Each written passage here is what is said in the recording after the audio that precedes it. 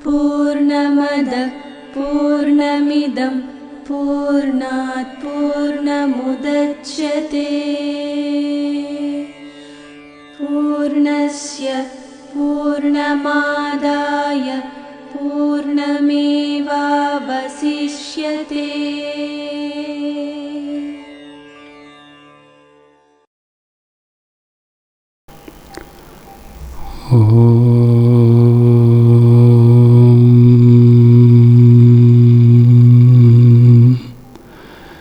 व्यासाय विष्णुरूपाय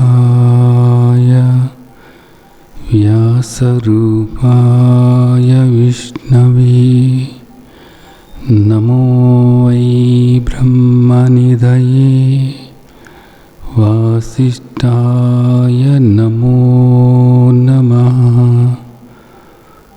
नमो नमः नमो నమః। ఈరోజు శ్రీమద్ భగవద్గీతలో భగవాన్ వాచ భగవంతుడు ఏం చెప్పారు అనేది ఒక ముఖ్యమైనటువంటి విషయాన్ని మనం అవగాహన చేసుకుని ఆచరణలోకి తీసుకోవటానికి ఏం చేయాలో తెలుసుకుందాం. దీనికి ముందు నేను ఒక చిన్న విషయాన్ని మీతో చెప్తాను. ఒక ఇద్దరు వ్యక్తులు ఒక దగ్గర కలుసుకున్నారు. వాళ్ళిద్దరూ కూడా ఎంతో స్నేహితులు. అంతేకాక ఇద్దరు కూడా వ్యాపార రంగంలో ఎంతగానో అభివృద్ధి చెందినటువంటి వాళ్ళు. ఇద్దరు వ్యాపారాలు కూడా చాలా చక్కగా ఉన్నాయి. వాళ్ళిద్దరు స్నేహితులు ఒకరోజు కలుసుకున్నారు. అయితే ఒకరినొకరు పరామర్శించుకుంటూనే ఉన్నారు ఫోన్ల ద్వారా. ప్రతిరోజు కూడా ఒకళ్ళు ఏం చేస్తున్నారు అనేది ఇంకొకళ్ళకి తెలుస్తూనే ఉంది. అయితే ఆ రోజు మాత్రం ప్రత్యేకించి ఇద్దరు కూడా కలుసుకున్నారు. కలుసుకున్నప్పుడు వాళ్ళలో ఒక వ్యక్తి రెండో వ్యక్తిని ఒక ప్రశ్న అడిగాడు. మన ఇద్దరిమీ కూడా వ్యాపార రంగంలో బాగానే రాణిస్తున్నాము. ఇద్దరికీ కూడా అన్నీ బాగానే ఉన్నాయి. అయితే నువ్వెందుకు ఎప్పుడు కూడా ఆనందంగా ఉంటున్నావు?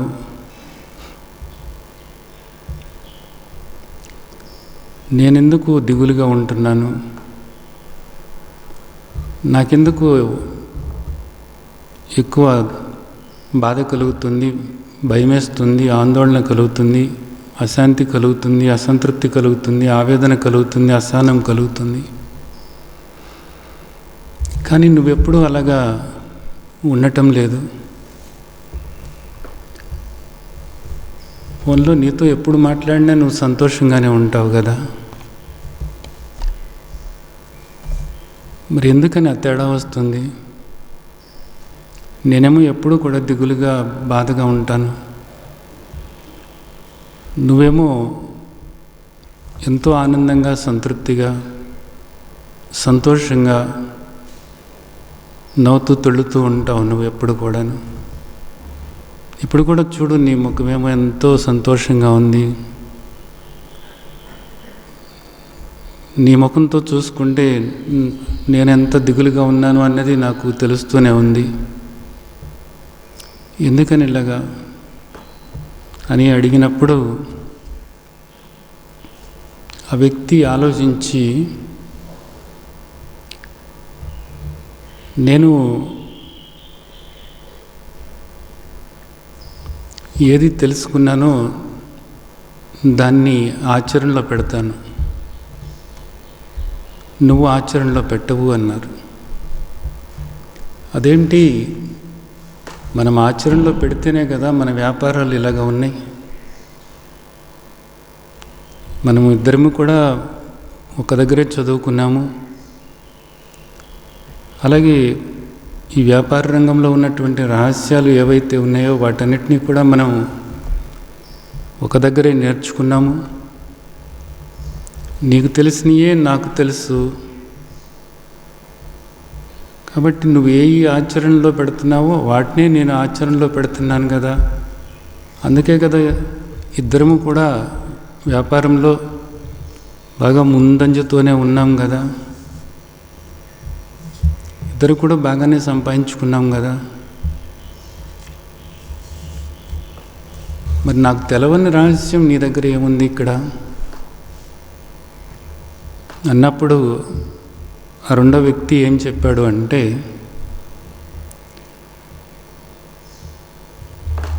నీకు తెలుసు, నీకు తెలియనిది ఏమీ లేదు. నాకు ఏది తెలిసి నేను ఆచరణలో పెడుతున్నానో అది నీకు తెలుసు, కానీ నువ్వు ఆచరణలో పెట్టడం లేదంతే. నేను ఆచరణలో పెడుతున్నాను అంతే. మనందరికీ ఉన్న తేడా అంతే. వ్యాపార రంగంలో నువ్వు నేను ఒకే విధంగా మనకు తెలిసిన విషయాలు ఏవైతే ఉన్నాయో వాటిని ఆచరణలో పెడుతున్నాము. కానీ ఆనందము, శాంతి, సంతోషము ఈ విషయం దగ్గరకు వచ్చేటప్పటికీ నీకు ఏది తెలుసో నాకు అది తెలుసు. కానీ ఆ తెలిసినటువంటి దాన్ని నేను ఆచరణలో పెట్టుకుంటూ ఉంటాను ఎప్పుడూ కూడా. కానీ దాన్ని నువ్వు ఆచరించట్లేదు, అందుకని చెప్పేసి ఇలా ఉన్నావు అని చెప్పి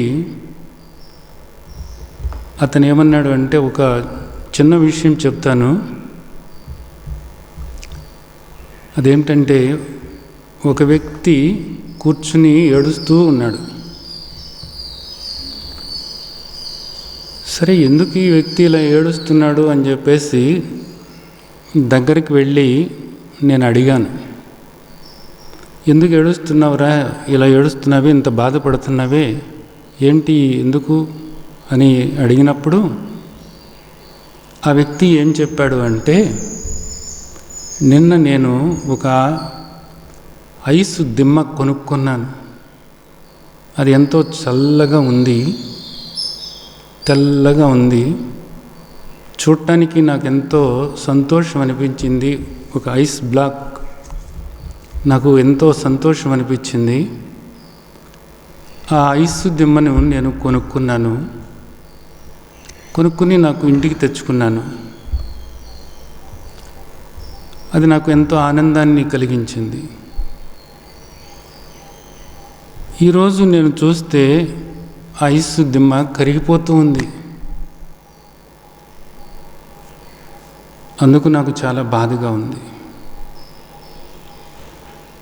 ఐస్ దిమ్మ కరిగిపోతూ ఉందన్నమాట. నిన్న చక్కగా మంచిగా ఉంది, పెద్దగా ఉంది, అలాంటిది కరిగిపోతా ఉందన్నమాట. అందుకు నాకు చాలా బాధగా ఉంది అని చెప్పేసి ఆ వ్యక్తి చెప్పాడు. రెండో వ్యక్తి ఏమన్నాడు అంటే, ఐస్ మరి ఎప్పుడు కరిగిపోతుంది కదా, కరిగిపోకుండా ఎలా ఉంటుంది అని అడిగాడు. ఐస్ గడ్డ కరిగిపోతుంది అనేది నాకు తెలుసు,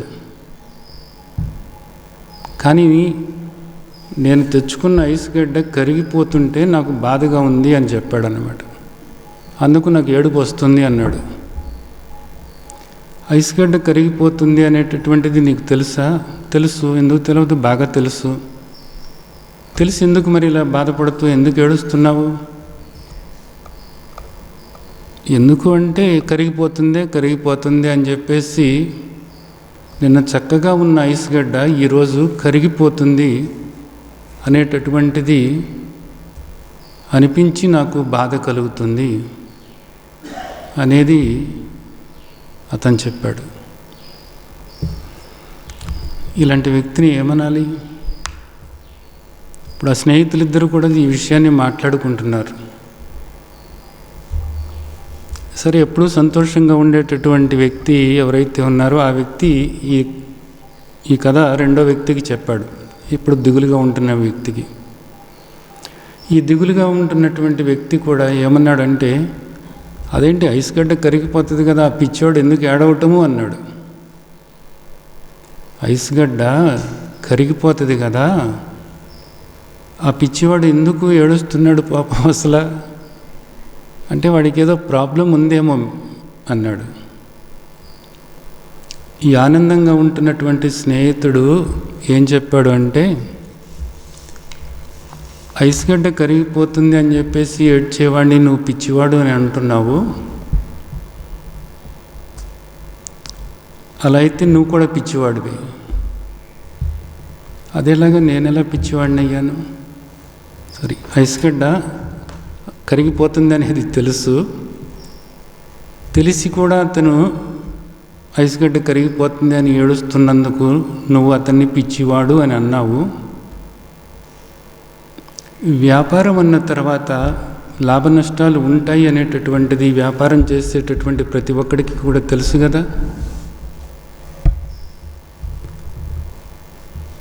ఏ సమయంలో మనకి లాభం వస్తుందో, ఏ సమయంలో నష్టం వస్తుందో అది ఒక్కొక్కసారి మన ఊహకు అందదు అనేది కూడా తెలుసు కదా.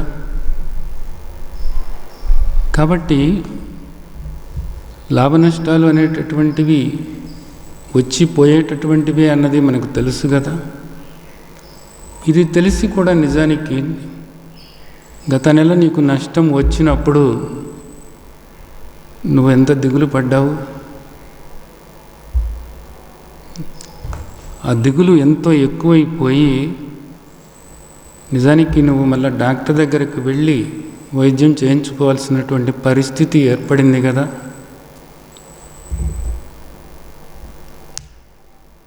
అవునా కాదా? అవును.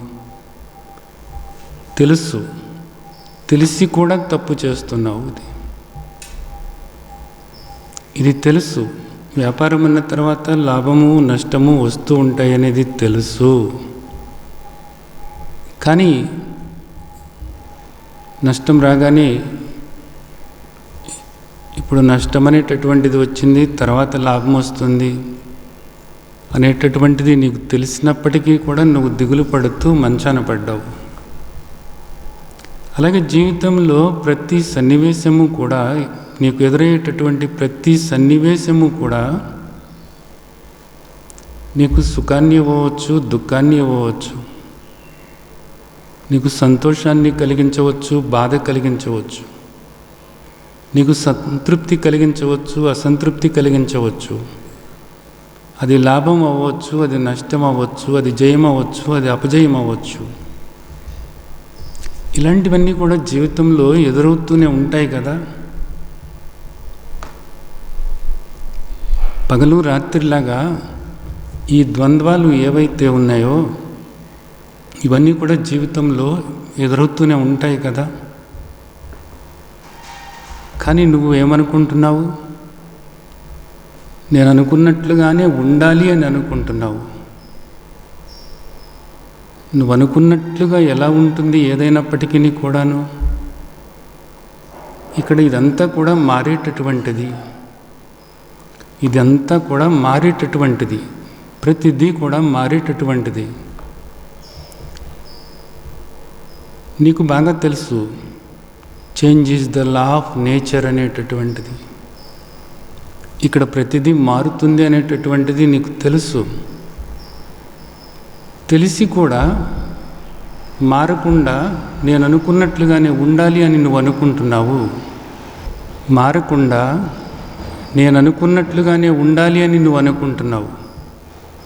దానివల్ల ఏమవుతుంది? నీకు బాధ కలుగుతుంది, ఆందోళన కలుగుతుంది, అశాంతి కలుగుతుంది, అసంతృప్తి కలుగుతుంది, అసహనం కలుగుతుంది. దాంతో నీకు బీపీ పెరుగుతుంది, లేనిపోయిన జబ్బులన్నీ కూడా వస్తున్నాయి కదా.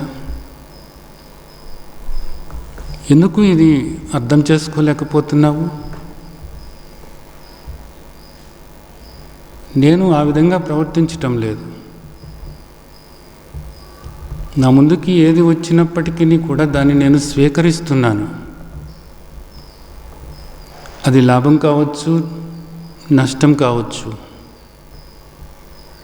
అది నాకు ఉపయోగపడేది కావచ్చు, నాకు ఉపయోగపడంది కావచ్చు, నాకు నచ్చేది కావచ్చు, నాకు నచ్చనిది కావచ్చు. ఏది వచ్చినప్పటికీ కూడా దాన్ని నేను స్వీకరిస్తున్నాను, నేను అంగీకరిస్తున్నాను, నేను యాక్సెప్ట్ చేస్తున్నాను. కానీ నువ్వు ఆ విధంగా యాక్సెప్ట్ చేయలేకపోతున్నావు, దాన్ని నువ్వు స్వీకరించలేకపోతున్నావు. నువ్వు ఆ విధంగా స్వీకరించలేకపోవటం వల్ల ఏమవుతుందంటే నీకు అది ఎప్పుడు కూడా దుఃఖాన్ని కలిగిస్తూనే ఉంటుందంతే. జీవితం అన్న తర్వాత ఎగుడు దిగుళ్ళు అనేటటువంటివి తప్పవు కదా. అలాంటప్పుడు మనం ఏదైనా సరే స్వీకరించటానికి సిద్ధంగా ఉండాలి. ఏది వచ్చినప్పటికీ కూడా స్వీకరించటానికి సిద్ధంగా ఉండాలి.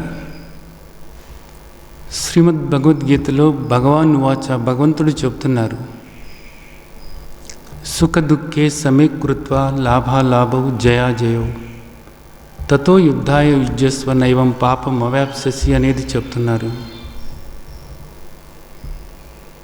అంటే ఇక్కడికి నీ ముందుకి సుఖం వచ్చినా, దుఃఖం వచ్చినా, లాభం వచ్చినా, నష్టం వచ్చినా, జయమైన అపజయమైన ఏదైనా సరే దాన్ని స్వీకరించి నీవు సమస్థితిలో ఉండాలి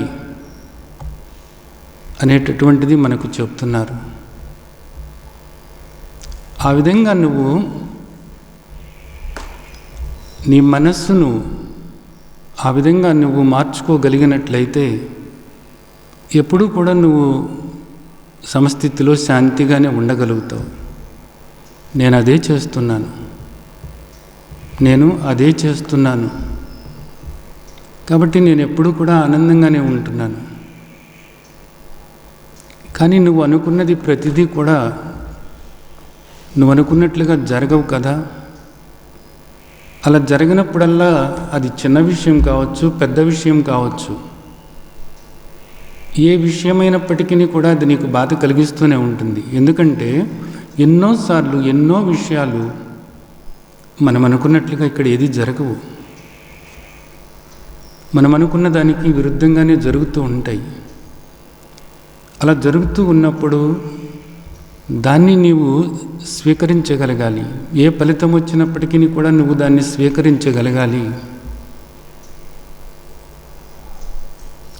కానీ నువ్వు అలా స్వీకరించలేకపోతున్నావు. నీవు అక్కడ ఘర్షణ పడుతున్నావు.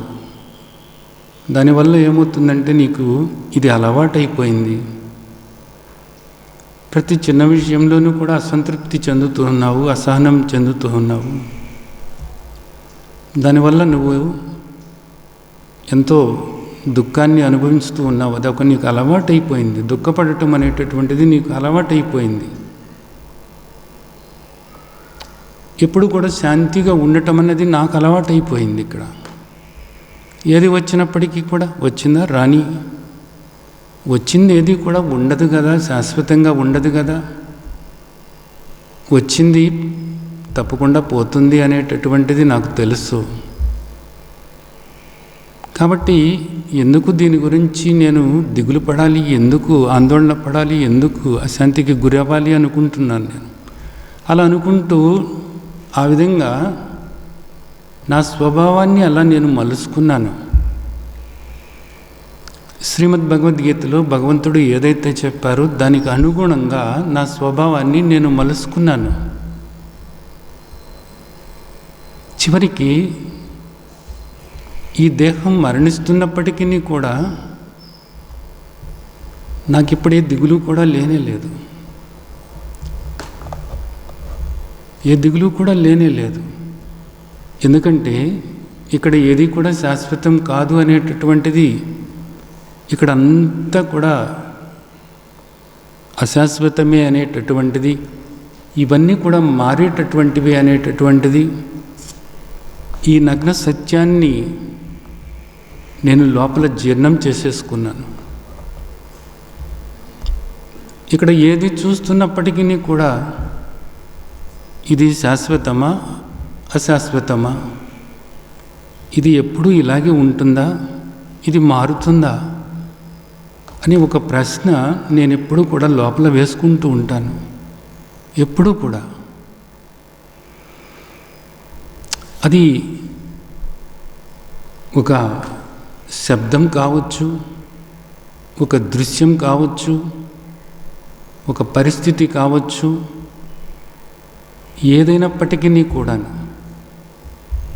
అదేదైనప్పటికీ కూడా ఏది నా ముందుకి వచ్చినప్పటికీ కూడా అది మంచైనా కావచ్చు, చెడైనా కావచ్చు, లాభమైనా కావచ్చు, నష్టమైనా కావచ్చు, ఏదైనప్పటికీ కూడా కేవలము నష్టమే కాదు,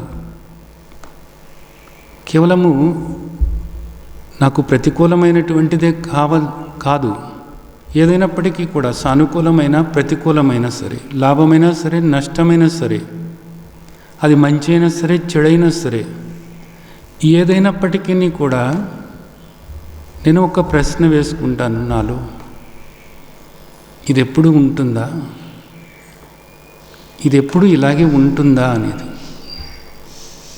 వెంటనే నా వివేకం నాకు చెప్తుంది ఏమని అంటే, ఇది ఎప్పుడూ ఉండేది కాదు అని. ఇది ఎప్పుడూ ఉండేది కాదు, మారుతుంది. ఇది ఎప్పుడు శాశ్వతం కాదు, ఇదంతా అశాశ్వతమే అనేటటువంటిది నాకు లోపల నుంచి నా వివేకం చెప్తుంది. వెంటనే నేను సమంగా ఉండగలుగుతాను. ఆ ప్రశ్న నేనే వేసుకుంటాను, ఆ ప్రశ్నకు సమాధానం నాలో నుండే వస్తుంది. ఆ సమాధానం నాకు ఎక్కడి నుండి వచ్చిందంటే శ్రీమద్ భగవద్గీత నుండే ఆ సమాధానం నేను తెలుసుకోగలుగుతున్నాను. కాబట్టి ఎప్పుడు కూడా ఏది నా ముందుకు వచ్చినప్పటికీ కూడా నేను సమస్థితిలోనే ఉండగలుగుతున్నాను. దేన్నైనా సరే అంగీకరించడానికి నా మనస్సు తేలిగ్గా ఒప్పుకుంటుంది. ఇప్పుడు నాకు దుఃఖం అనేది లేదు, ఇక నేను ఎప్పుడూ శాంతిగానే ఉండగలుగుతాను అనేటటువంటిది చెప్తున్నాడు. చాలా సంతోషమైనటువంటి విషయం ఇది. ఎంతో అర్థం చేసుకుని ఆచరణలో పెట్టుకోవాల్సినటువంటి విషయం కదా ఇది. శ్రీమద్ భగవద్గీతలో భగవాన్ వాచ, భగవంతుడు ఏం చెప్తున్నారు చూద్దాం ఇప్పుడు. దేహినోస్మిన్ యథా దేహే కౌమారం యవ్వనం జరా తదా దేహాంతర ప్రాప్తి ధీరస్తత్ర నముహ్యతే.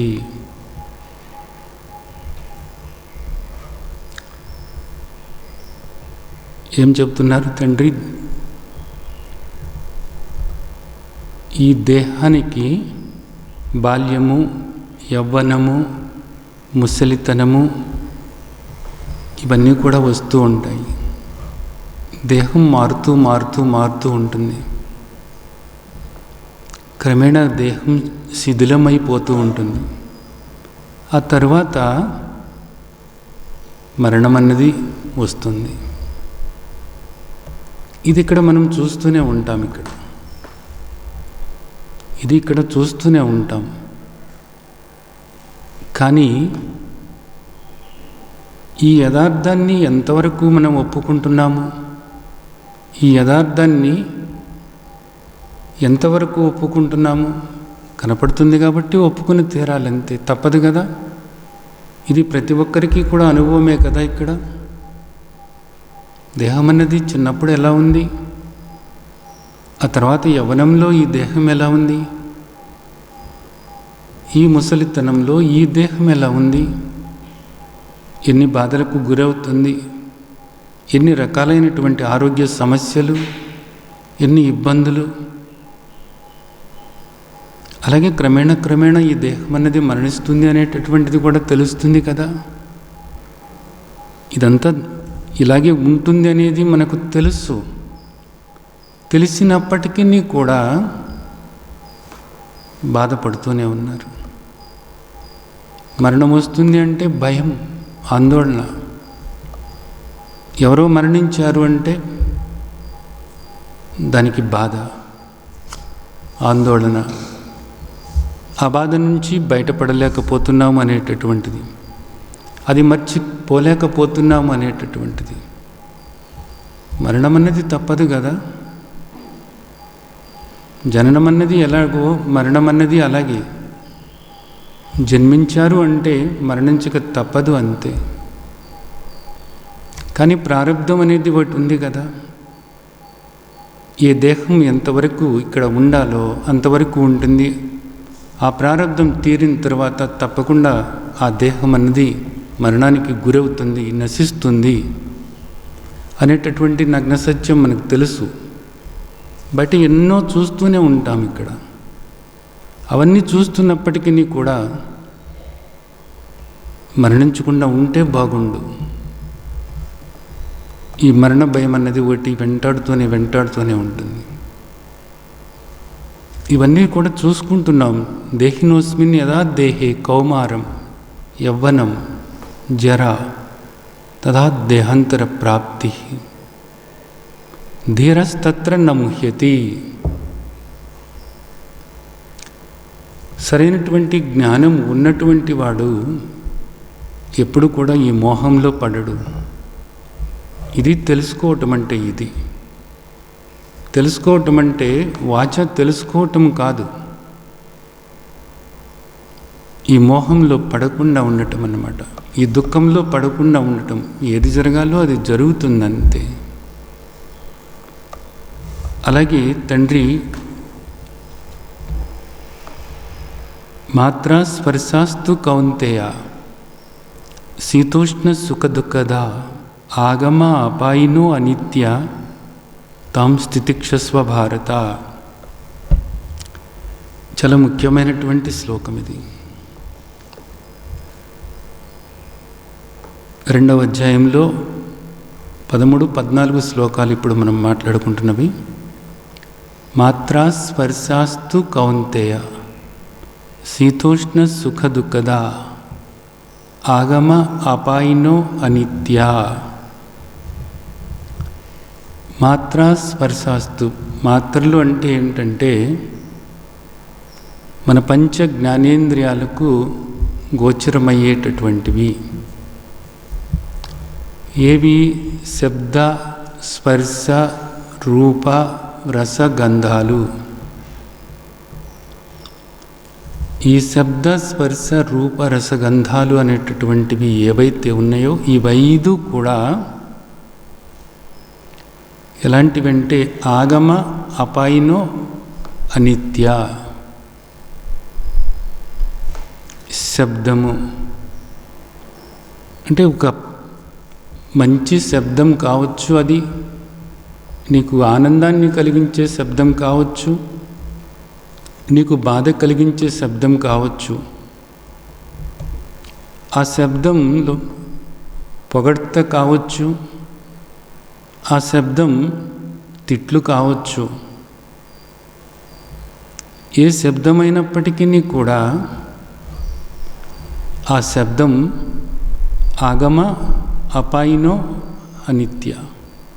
అది వస్తుంది, పోతుంది. అది అనిత్యమే. అది ఎప్పుడు ఉండేది కాదు. ఎప్పుడు కూడా ఏ శబ్దమైనా ఉంటుందా అసలు? ఎప్పుడు ఏ శబ్దము ఉండదు కదా. కొన్ని నీకు నచ్చిన శబ్దాలు ఏవైతే ఉన్నాయో ఆ శబ్దాలే ఎప్పుడు వినాలి అనుకుంటున్నావు నువ్వు. అవి పాటలు కావచ్చు, పొగడ్తలు కావచ్చు, మంచి మాటలు కావచ్చు, ఏవైనప్పటికీ కూడా. అలాగే నీకు బాధ కలిగించేటటువంటివి ఏవైతే ఉన్నాయో ఆ శబ్దాలు వినకూడదు అనుకుంటున్నావు. అలాంటి శబ్దాలు నువ్వు విన్నప్పుడు నీకు అసహనం కలుగుతుంది, బాధ కలుగుతుంది, చిరాకు కలుగుతుంది, కోపం వస్తుంది. ఇవన్నీ కూడా జరుగుతున్నాయి. కానీ ఇక్కడ తండ్రి ఏమంటున్నారు? అది ఒక శబ్దం, ఆగమ అపాయినో, వస్తుంది పోతుంది. అది అనిత్యమైనటువంటిది, నిత్యమైనది కాదు కదా. నిత్యమైనటువంటిది ఏదైతే ఉందో అది ఎప్పుడు ఉంటుంది కదా, ఇది ఉండేది కాదు కదా. ఈ వచ్చిపోయే వాటికి ఎందుకు నువ్వు ఈ విధంగా కలత చెందుతావు అంటున్నారు.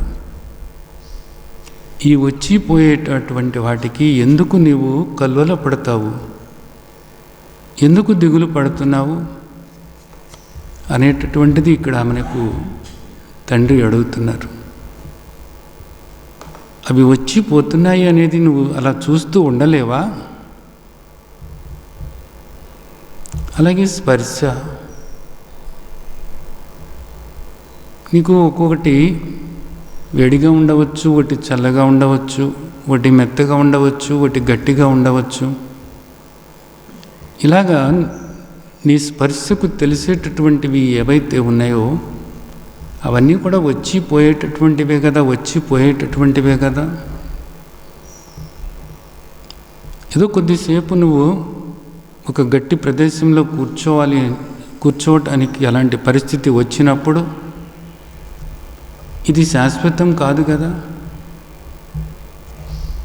ఎందుకు నువ్వు అసహన పడుతున్నావు, ఎందుకు నువ్వు అక్కడ ఇబ్బందికి గురవుతున్నావు? ఇది ఎప్పుడు కూడా ఉండేది కాదు కదా, ఆగమ అపాయినో కదా, ఇది అనిత్యమే కదా. కొద్దిసేపు నువ్వు అలాగా ఒక గట్టి ప్రదేశంలో కూర్చోవలసి వచ్చింది, కొద్దిసేపు. ఇది తాత్కాలికమే కదా అని ఎందుకు అనుకోలేకపోతున్నావు? ఇది అనిత్యమే అనేటటువంటిది ఎందుకు అనుకోలేకపోతున్నావు? ఎందుకు బాధపడుతున్నావు? అలాగే రూపము, ఇక్కడ నువ్వు ఎన్నో రూపాలు నువ్వు చూస్తూ ఉన్నావు. ఈ రూపాలన్నీ కూడా నీకు నచ్చినట్లుగా ఉండాలని నువ్వు అనుకుంటున్నావు, ప్రతిదీ కూడాను. కానీ ఈ రూపాలు ఎప్పుడు కూడా ఇలాగే ఉంటాయా చెప్పు? అందంగా ఉండాలి, అందంగా ఉండాలి. ఎక్కడ అందం నిజానికి చెప్పు? యవనంలో అందంగా ఉండవచ్చు, వాళ్ళనే నువ్వు వృద్ధాప్యంలో చూసినట్లయితే ఎలా ఉంటారు? అలాగే అదే దేహాన్ని నువ్వు మరణించే ముందు చూస్తే ఆ దేహం ఎలా ఉంటుంది? ఇక్కడ ఎన్నో దేహాలని నువ్వు చూస్తున్నావు కదా. చూస్తున్నప్పుడు ఈ అందము అనేటటువంటిది, ఈ బాగుండటం అనేటటువంటిది, ఈ నచ్చటము అనేటటువంటిది, ఇదంతా కూడా మారేదే, ఇదంతా కూడా తాత్కాలికమైనటువంటిదే అని ఎందుకు అనుకోలేకపోతున్నావు?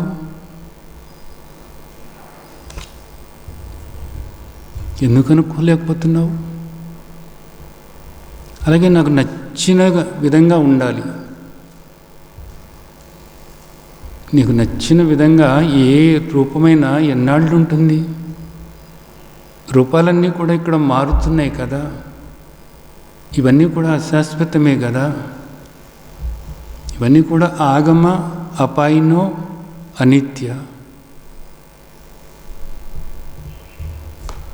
అలాగే రసము అంటే రుచి, అలాగే వాసన,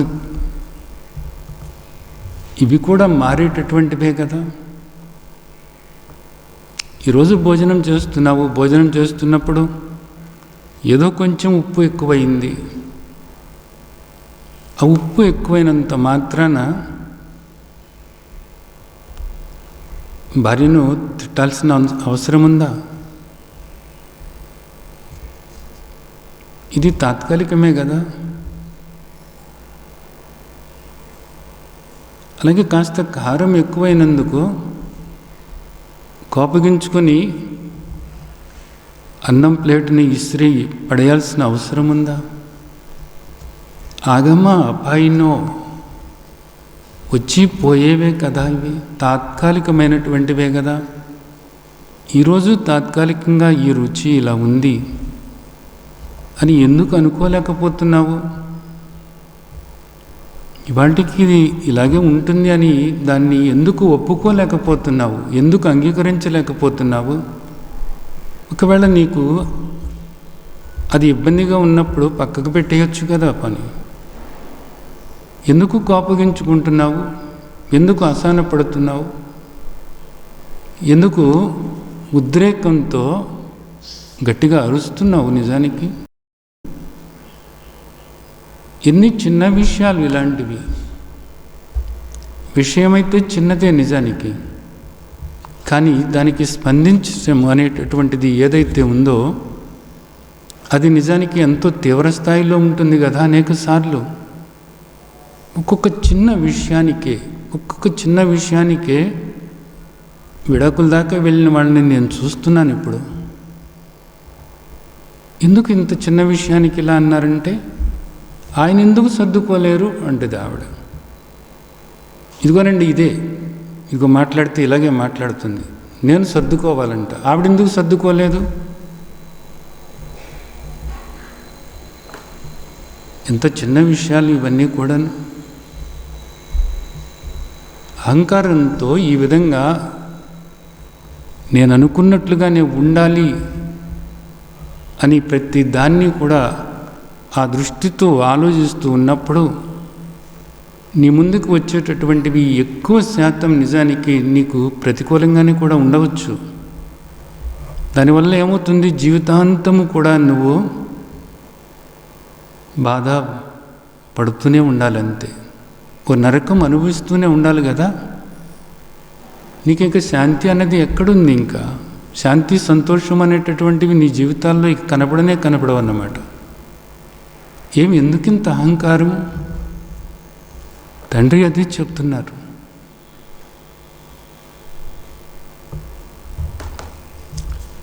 మాత్రా స్పర్శాస్తు కౌంతేయ, ఈ శబ్ద స్పర్శ రూప రసగంధాలు ఈ 5 నిజానికి ఇక్కడ ప్రపంచము అంటే ఏమనుకుంటున్నారు? పంచ అంటే 5, శబ్ద స్పర్శ రూప రస గంధాలు. ఇక్కడ ఇదంతా కూడా అంతే. మీరు చూడండి, ఏదైనా సరే ఇదే ప్రపంచం అంటే. ఇది ఎప్పుడు కూడా మారుతూ మారుతూ మారుతూ మారుతూ మారుతూ ఉంటుంది. ఇక్కడ మనకు కనపడేటటువంటివి చూడండి, ప్రతిదీ కూడా మారుతుంది కదా. వేసవికాలం వస్తుంది, వేసవికాలంలో తిట్టుకుంటూ కూర్చోవటం ఎందుకు? సూర్యభగవానుడు ఇంత తేజస్సుతో వెలుగుతున్నాడు అనేటటువంటి దాంతో కాస్త ఆనందంగా ఉంటే చాలు కదా. ఆ ఎండకు నిజానికి దేహం ఆ వేడి భరిస్తూ ఉంది. మానసిక వేదన ఎందుకు నీకు? మానసికంగా కూడా ఎందుకు తిట్టుకుంటావు? వేసవికాలాన్ని తిట్టుకుంటావు, వర్షం ఎక్కువ వస్తే వర్షాకాలాన్ని తిట్టుకుంటావు, చలి ఎక్కువగా ఉంటే చలికాలాన్ని తిట్టుకుంటావు. హాయిగా వర్షాకాలం అయిన తర్వాత చెట్లన్నీ కూడా పచ్చగా ఉండి ఇంత కూడా గడ్డి మొలిస్తే ఆస్వాదించాల్సి పోయి పిచ్చి మొక్కలన్నీ వచ్చినాయని చెప్పేసి మళ్ళా తిట్టుకుంటావు. చెట్లు ఆకులు రాలిస్తే తిట్టుకుంటావు. ప్రతి దానికి కూడా నువ్వు అనుకున్నట్లుగా ఉండాలి అంటావు.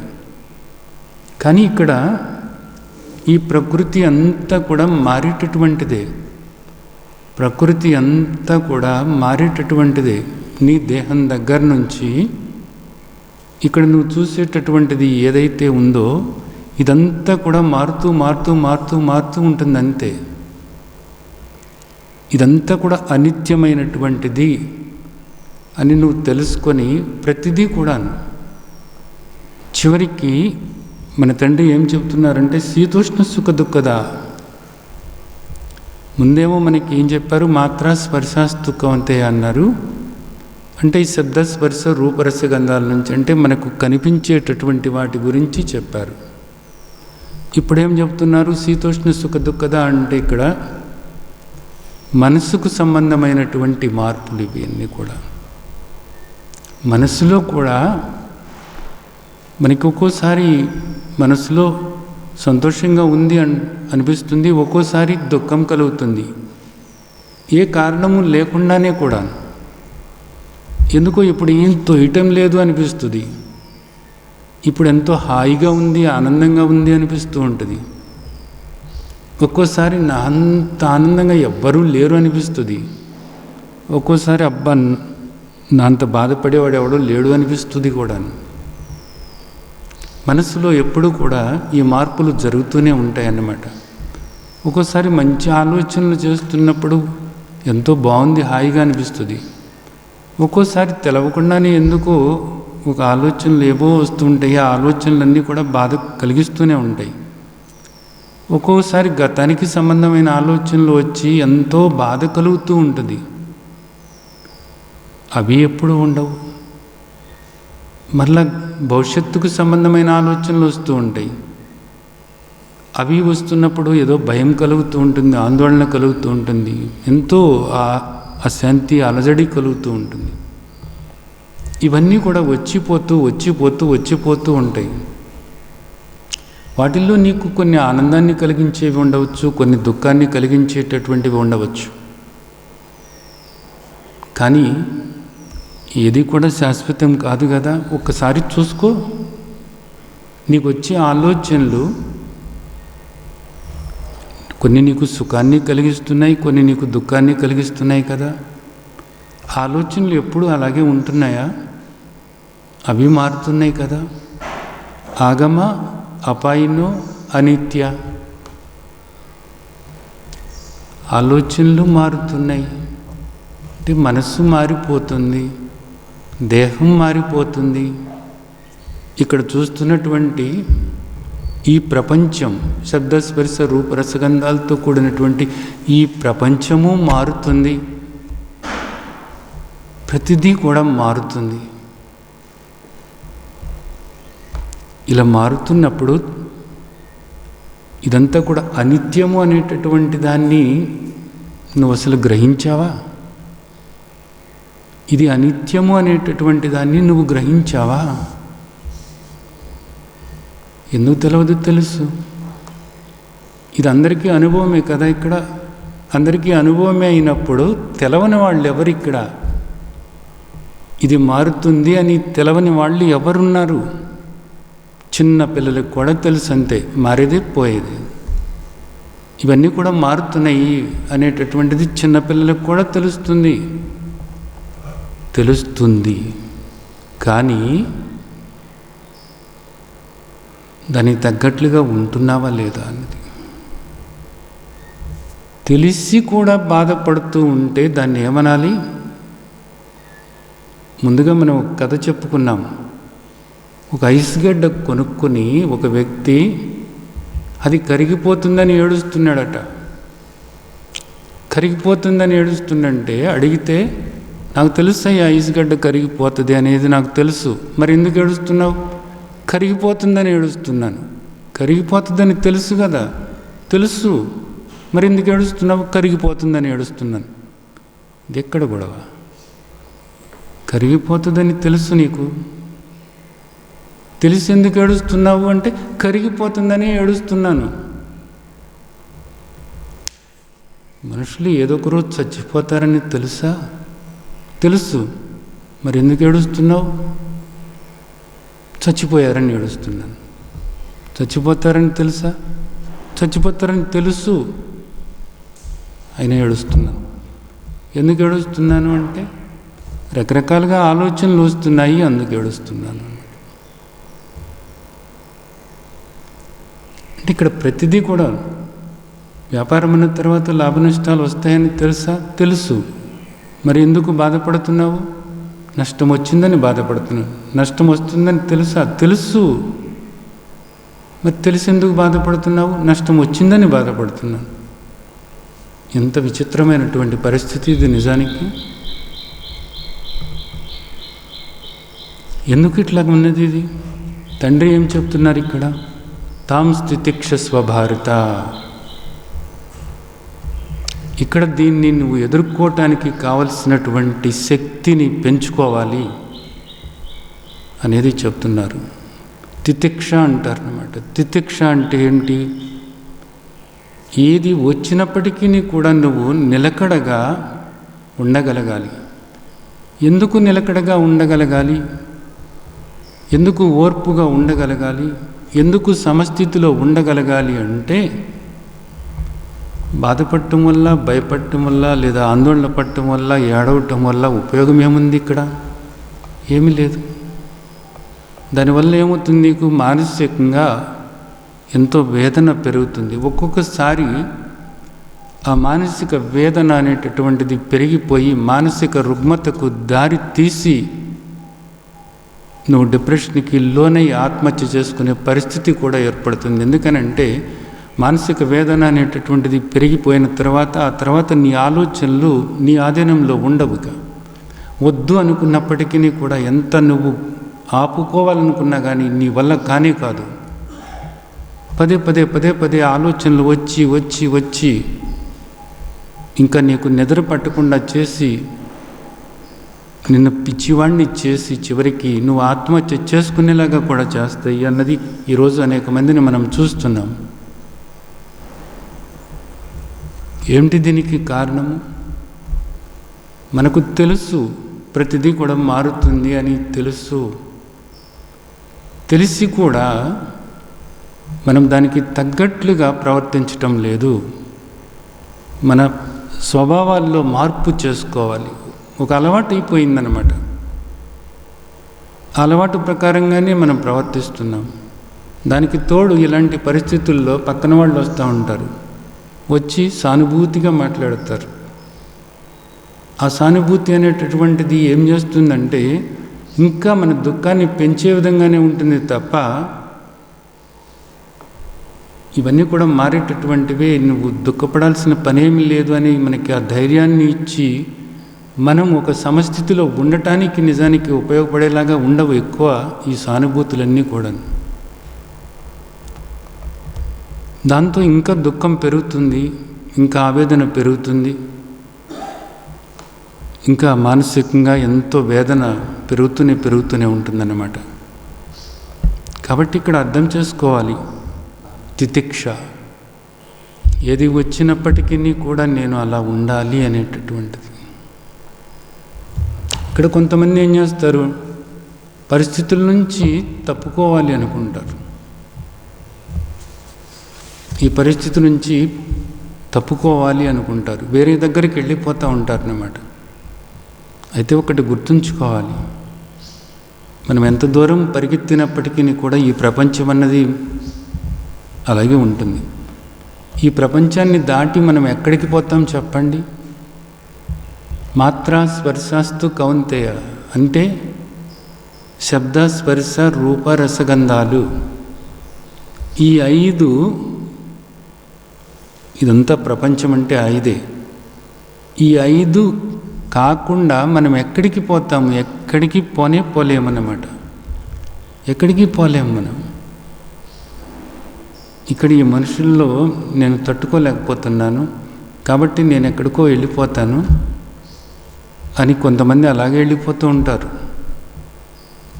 కొంతమంది అయితే ధ్యానం చేసుకోవటానికి కూడా నాకు ఇక్కడ అనువుగా లేదు, గోలగోలుగా ఉంది, ఇబ్బందిగా ఉంది, శబ్దాలు వస్తున్నాయి కాబట్టి నేను ఇక్కడ కాదు అరణ్యంలోకి వెళ్ళిపోవాలి అనుకుంటారు, లేదా ఏదో ఆశ్రమాలకు వెళ్ళిపోవాలి అనుకుంటారు. అక్కడ మాత్రం ఉండవా ఇవి? శబ్ద స్పర్శ రూప రసగంధాలు లేనటువంటివి ఎక్కడ ఉన్నాయి చెప్పండి? అరణ్యానికి వెళ్తే ఏమవుతుంది? ఇక్కడికన్నా ఇంకా అక్కడ క్రూర మృగాలు అవన్నీ కూడా ఉంటాయి. అక్కడ ఎన్నో పాములు తిరుగుతూ ఉంటాయి, ఎన్నో విష సర్పాలు లాంటివి ఎన్నో తిరుగుతూ ఉంటాయి, ఎన్నో క్రూర మృగాలు అక్కడ సంచరిస్తూ ఉంటాయి, గాండ్రిస్తూ ఉంటాయి. ఏ పక్షులు ఎలా అరుస్తాయో నీకు తెలియదు, ఆహారం ఎక్కడ తీసుకోవాలో తెలియదు, ఏం చేయాలో తెలియదు. ఏం చేస్తావు? ఈ ప్రపంచాన్ని వదిలి నువ్వు ఎక్కడికి కూడా పారిపోలేవు, గుర్తుంచుకో. నీవు ఎక్కడైతే ఉన్నావో అక్కడే దీన్ని అర్థం చేసుకొని నీ మనస్సు నువ్వు బలపరుచుకోవటానికి ప్రయత్నం చేయాలి. నీ మనస్సు నువ్వు బలపరుచుకోవాలి అనుకున్నప్పుడు దానికి ఒక్కటే మార్గం, భగవాన్ వాస, భగవంతుడు ఏదైతే చెప్తున్నారో వాటిని ఆచరణలో పెట్టుకుంటున్నప్పుడు క్రమేణా నీ మనస్సుని నీవు బలపరుచుకోవటానికి వీలవుతుంది. నీ మనస్సును నీవు బలపరుచుకోవటానికి వీలవుతుంది. ఏది వచ్చినప్పటికీ నీ ముందుకు నువ్వు సమస్థితిలో ఉండగలుగుతావు. అంతేకాకుండా అక్కడ నీవు ఏది చేయాలో దాన్ని చక్కగా నువ్వు చేయగలుగుతావు. ఇదివరకట్లాగా ఒక సన్నివేశం నీ ముందుకు వచ్చినప్పుడు, ఒక్కొక్క సందర్భం నీ ముందుకు వచ్చినప్పుడు అక్కడ ఇదివరకట్లాగా పొంగిపోవటము కుంగిపోవటమో కాకుండా సమస్థితిలో ఉండి అక్కడ ఏం చేయాలో నువ్వు తప్పకుండా దాన్ని చేయగలుగుతావు. ఎందుకనంటే నీకు అక్కడ స్పష్టత ఉంటుంది, అక్కడ మనసు నిర్మలంగా ఉంటుంది కాబట్టి. ఎందుకని? మనసును నీవు సమస్థితిలో ఉంచుకోవటం అంటే నిర్మలంగా ఉంచుకోవటమేది. తండ్రి ఏదైతే చెప్పారో దాని ప్రకారంగా నీ మనస్సును సత్వగుణంలో ఉంచుకుంటూ ఉన్నట్లయితే తమోగుణము రజోగుణము తగ్గించుకొని సత్వగుణంలో నువ్వు ఉంచుకుంటూ ఉన్నట్లయితే ఆ సత్వగుణంలో ఉండేటటువంటి మనస్సుకు నువ్వు ఆ శక్తిని పెంచుకోవటానికి వీలవుతుంది. సమస్థితిలో ఉండేటటువంటి శక్తిని పెంచుకోవటానికి వీలవుతుంది. ఏది వచ్చినప్పటికీ పర్వాలేదు, ఒకే విధంగా ఉండవచ్చు. అంతేకాదు అక్కడ ఏది చేయాలో సరైన రీతిలో చేయటానికి నీకు అవకాశం ఉంటుంది. స్పష్టత ఉండటం వల్ల నీకు సరైనటువంటి ఆలోచన స్ఫురణకు వస్తుంది. దానివల్ల నీకే కాదు లోకానికి కూడా ఎంతో మేలు జరుగుతుంది అనేటటువంటిది అర్థం చేసుకోవాల్సినటువంటి విషయం అన్నమాట. చిన్న చిన్న విషయాలకి మనం చెలించటం అన్నది కాదు, వాటిని తట్టుకునేటటువంటి శక్తిని పెంచుకోవటం అన్నది గొప్ప విషయం. ఇక్కడ కాకపోతే మనకి ఏమిటి అలవాటు అయిపోయింది, చిన్నతనం నుంచి చిన్న చిన్న విషయాలకి భయపడటము బాధపడటము అనేటటువంటిది అలవాటైపోయింది. అలా కాకుండా ఏ విషయం వచ్చినప్పటికీ కూడా తట్టుకుని నిలబడగలిగేటటువంటి శక్తి చిన్నతనం నుంచి కూడా అలవాటు చేసినట్లయితే అది ఎంతగానో ఉపయోగపడుతుంది. ఇక్కడ ఈ మార్పు చేసుకోవాలి. చేసుకున్నట్లయితే ఏ పరిస్థితి వచ్చినప్పటికీ కూడా దాన్ని సరైనటువంటి రీతిలో అర్థం చేసుకుని అక్కడ ఏ విధంగా మనం స్పందించాలో ఆ విధంగా స్పందించటానికి వీలవుతుందన్నమాట. కాబట్టి దీనిలో మనకి ఇప్పుడు అర్థమైంది ఏమిటి? మాత్రా స్పర్శాస్తు కౌంతేయ శీతోష్ణ సుఖ దుఃఖద ఆగమ అపాయిను అనిత్య తాం స్థితిక్షస్వ భారత. ఈ శ్లోకం గుర్తు చేసుకుంటూ ఉండాలి.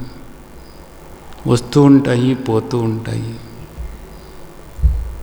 అనుకున్నప్పుడు వెంటనే మనకి ఆ విధంగా ఉండగలమా? లేదు. ఎందుకు ఉండలేము? పాత అలవాటు ప్రకారంగా బాధ కలుగుతుంది, భయం కలుగుతుంది, ఏడుపు వస్తుంది. మళ్ళీ అవన్నీ కూడా గుర్తుకొస్తూ ఉన్నాయి. గతానికి సంబంధమైన గుర్తుకొస్తూ ఉంటాయి. భవిష్యత్తు సంబంధమైనటువంటివి ఏవో ఊహించుకొని భయం కలుగుతూ ఉంటుంది. ఇవన్నీ కూడా ఉక్కిరిబిక్కిరి చేస్తూ ఉంటాయి. ఆలోచనలు వచ్చిపోయేవే లేవు. ఇవి కూడా ఆగమ అపాయిను అనిత్య. ఈ ఆలోచనలు కూడా అనిత్యమే అనుకుంటే ఇవి ఆగిపోవు, వస్తూనే ఉంటాయి. ఇంక ఈ ఆలోచనలు ఆపుకోవాలి అన్నా కానీ అవి వదిలిపెట్టట్లేదు అనేది అర్థమవుతుంది. ఏం చేయాలి ఇలాంటి పరిస్థితుల్లో? నిజానికి ఈ అలవాటు ఎందుకు ఏర్పడింది అంటే పదే ఒకే విధంగా ఆలోచిస్తూ అలాగే ప్రవర్తించటం వల్ల ఈ అలవాటు ఏర్పడింది. ఇప్పుడు అదే విధంగా మనకు శ్రీమద్ భగవద్గీతలో తండ్రి ఏం చెప్పారు, భగవాన్ వాచ, భగవంతుడు ఏం చెప్పారో దాన్ని గుర్తు చేసుకుంటూ భగవంతుడు చెప్పినటువంటి దాని పట్ల ప్రగాఢమైనటువంటి విశ్వాసంతో ఇది నేను చేయాలి అంతే, మనసా నువ్వు ఇలా ఉండు అంతే, ఆలోచించాల్సినటువంటి అవసరం లేదు. ఇప్పుడు అవన్నీ కూడా వచ్చిపోయేటటువంటివే. ఆగమ అపాయిను అనిత్య, వచ్చిపోయేటటువంటివే. నువ్వు ఇలా ఆలోచించాల్సినటువంటి అవసరం లేనే లేదు అనేది మనసుకు చెప్పుకొని, ఇంకా మనసు ఏమైనా ఆలోచిస్తుందా అనేటటువంటి దానికి కూర్చుని మనసును గమనించటం అన్నదాన్ని మీరు మొదలుపెట్టినట్లయితే క్రమేణా ఈ అలవాటు నుండి బయటపడటానికి వీలవుతుంది. క్రమేణా ఈ అలవాటు నుండి బయటపడటానికి వీలవుతుందన్నమాట. కాబట్టి ఎప్పుడు కూడా గుర్తుంచుకోవాలి, ఇవన్నీ కూడా వచ్చి పోయేటటువంటివి, ఇవన్నీ కూడా వచ్చి పోయేటటువంటివి. ఏది కూడా శాశ్వతం కాదు. ఇది ఎప్పుడు ఇలాగే ఉంటుందా అనే ఒక ప్రశ్న ఎప్పుడు కూడా మీకు లోపల కదులుతూ ఉంటే, ఇది ఎప్పుడు ఇలాగే ఉంటుందా, ఇది అన్నప్పుడు అక్కడ ఒక సమస్య కావచ్చు, ఒక సందర్భం కావచ్చు, ఒక సన్నివేశం కావచ్చు, ఒక వస్తువు కావచ్చు, ఏదైనా కానీ, ఒక శబ్దం కావచ్చు, అలాగే ఒక రూపం కావచ్చు, ఒక రుచి కావచ్చు, ఏదైనా సరే ఇది ఎప్పుడు ఇలాగే ఉంటుందా, ఇది ఎప్పుడు ఇలాగే ఉంటుందా, ఇది ఎప్పుడు ఇలా ఉండదు కదా, ఇది ఎప్పుడు ఇలా ఉండదు కదా. మీరు ఇక్కడ దేన్ని చూస్తున్నప్పటికీ కూడా ఇది ఎప్పుడు ఇలాగే ఉంటుందా, ఇది ఎప్పుడు ఇలాగ ఉండదు కదా, ఇది ఎప్పుడు ఇలాగే ఉంటుందా, ఇది ఎప్పుడు ఇలాగే ఉండదు కదా, ఇది ఎప్పుడు ఇలాగే ఉండదు కదా, ఇది ఎప్పుడు ఇలాగే ఉండదు కదా, ఇది ఎప్పుడు ఇలాగే ఉండదు కదా, ఇది ఎప్పుడు ఇలాగే ఉండదు కదా. నిజానికి ఇది ఒక మంత్రం, ఇది ఒక మంత్రం.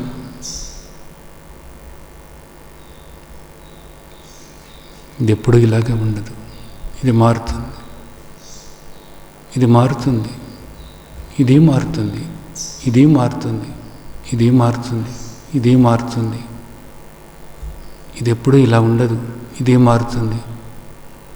ఇది మీరు ఎంత జీర్ణం చేసుకుంటే అంతగా మీ మనసు శక్తివంతమవుతుంది. కాబట్టి ఇక్కడ ఈ శ్లోకాల్లో మీరు అర్థం చేసుకోవాల్సింది, ప్రతిదీ కూడా మారుతుంది అనేటటువంటిది, ప్రతిదీ కూడా అనిత్యమైనటువంటిది, ప్రతిదీ కూడా మారుతుంది, వస్తుంది, పోతుంది. వచ్చేది ఏదైనా పోతుంది, ఎప్పుడైనా సరే వచ్చేది ఏదైనా సరే పోతుంది. ఆగమ అపాయినో అనిత్య, ఇదంతా కూడా అనిత్యమైనటువంటిది. ఇది ఎప్పుడూ ఇలా ఉండదు, ఇది మారుతుంది.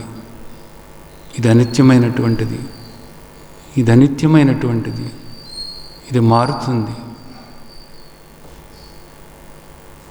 ఇది ఎప్పుడూ ఇలా ఉండదంతే, ఇది మారుతుంది, ఇది అనిత్యమైనటువంటిది. ఈ శబ్దాలు లోపల మీకు ఇంకిపోవాలి. దానికి తగ్గట్లుగా ఈ ఆలోచన ఎప్పుడు చేసుకుంటూ దానికి తగ్గట్లుగా మీరు అక్కడ ఉండటానికి ప్రయత్నం చేయాలి. ఇది ముఖ్యమైనటువంటి విషయం. అనుకుంటే చాలదు, ఆచరణలోకి రావాలి. ఆచరణలోకి వచ్చినప్పుడు ఏమవుతుందంటే మీ స్వభావం అలా మారుతుంది. ఊరికి అనుకుంటే ఏది కూడా లోపల నిలవదు. అనుకోవటం కాకుండా అది ఆచరణలోకి వెళ్ళాలన్నమాట. ఒక సందర్భం వచ్చినప్పుడు అలవాటుగా మీకు బాధ కలుగుతుంది. బాధ కలిగినప్పుడు ఎమ్మటే ఒక ప్రశ్న, ఇది ఎప్పుడు ఇలాగే ఉంటుందా? ఉండదు, ఇది అనిత్యమైంది. ఎమ్మటే మీకు సమాధానం కూడా వస్తుంది, ఇది ఎప్పుడు ఇలా ఉండదు, ఇది అనిత్యమైనటువంటిది, ఇది మారేదే. అవును, మారేదే. మారేదానికి ఎందుకు నేను బాధపడాలి? అవును, మారుతుంది. ఇదే కాదు, ఇది కూడా మారేదే.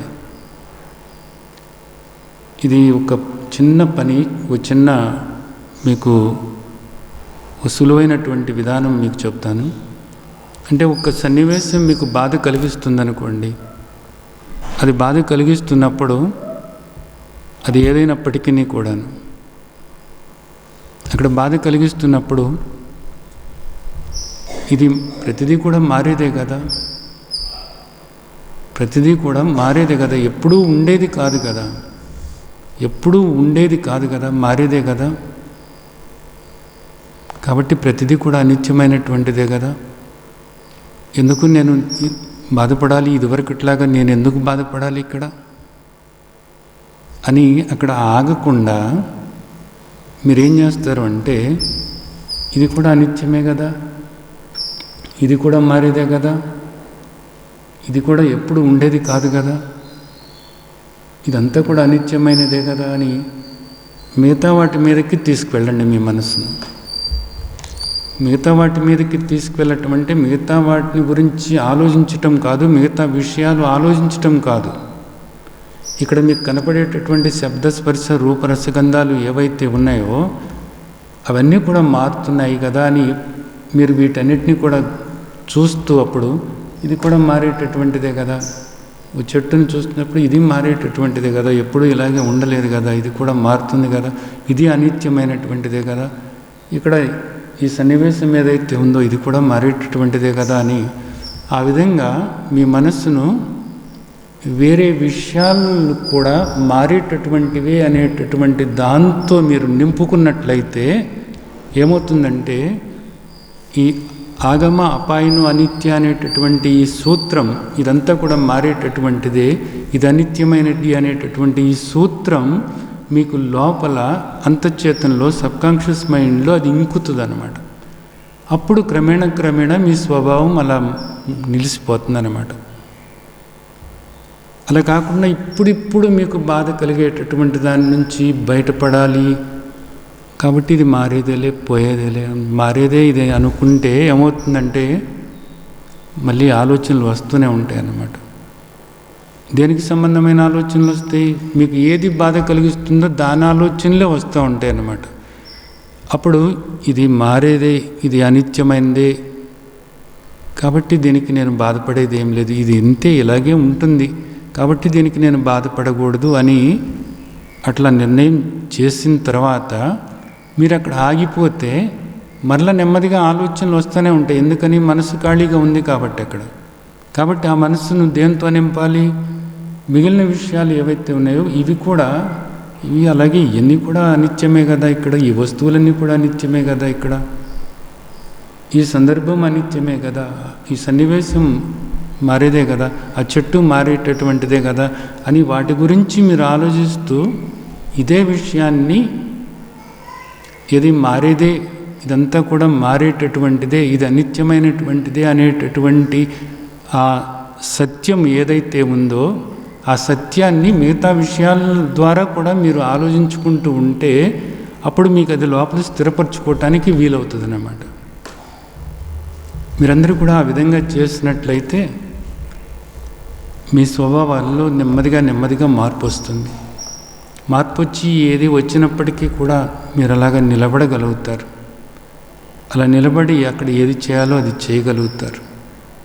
మీ మనసు ఎప్పుడూ కూడా నిర్మలంగా ఉంచుకోవటానికి వీలవుతుంది. ఎందుకు నిర్మలంగా ఉంచుకోవాలి అసలు? ఎందుకు మనసు నిర్మలంగా ఎందుకు ఉంచుకోవాలి, ఎందుకు శాంతిగా ఉంచుకోవాలి అని అంటే ఇక్కడ ఒక ముఖ్యమైనటువంటి విషయం ఉంది. ఏమిటి అంటే ఈ దేహం మారుతుంది అనేది చెప్పారు ఇక్కడ. దేహేస్మిన్ యదా దేహే కౌమారం యవ్వనం జరా తదా దేహాంతర ప్రాప్తి ధీరస్తత్ర న ముహ్యతి.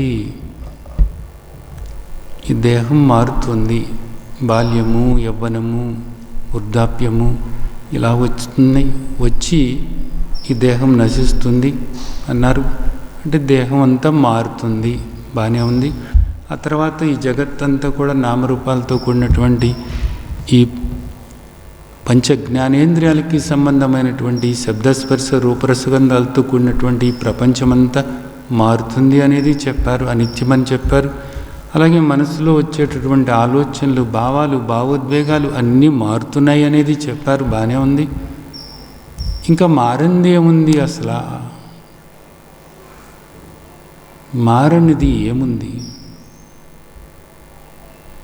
మారనిది ఏముందో తెలుసుకోవటానికి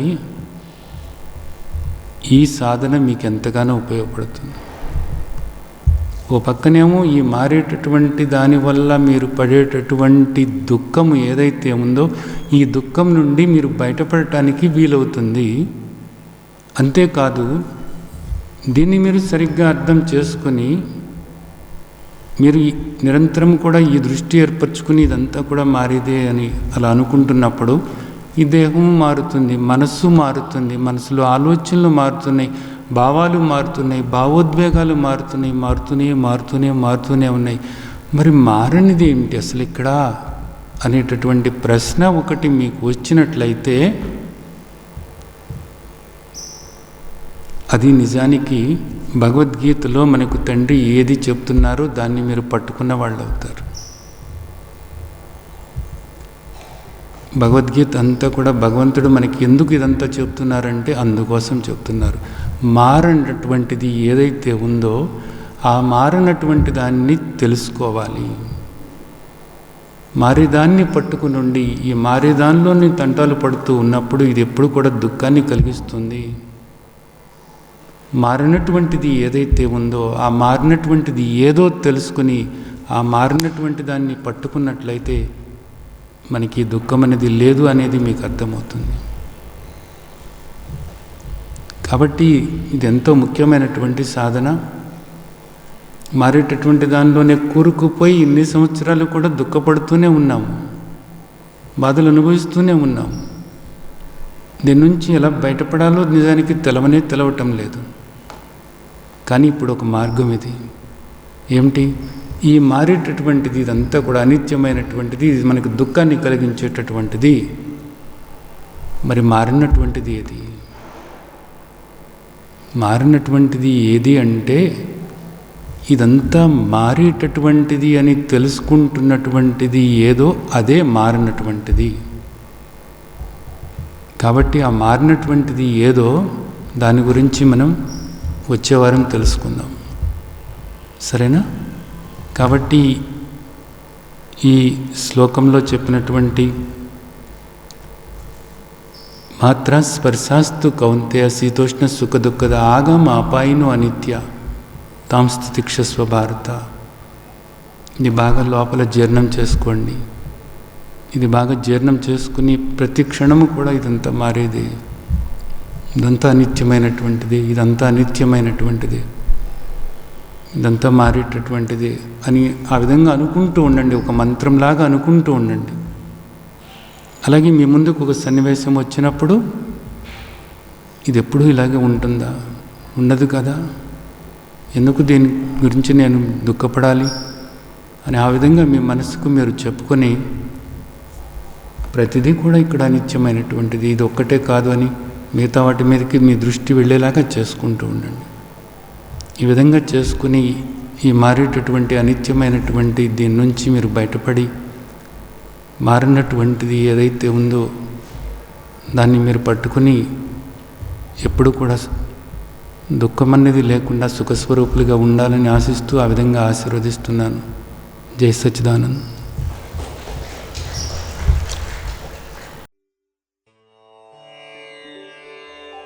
లోకా సమస్తా సుఖినో భవంతు. లోకా సమస్తా సుఖినో భవంతు. లోకా సమస్తా సుఖినో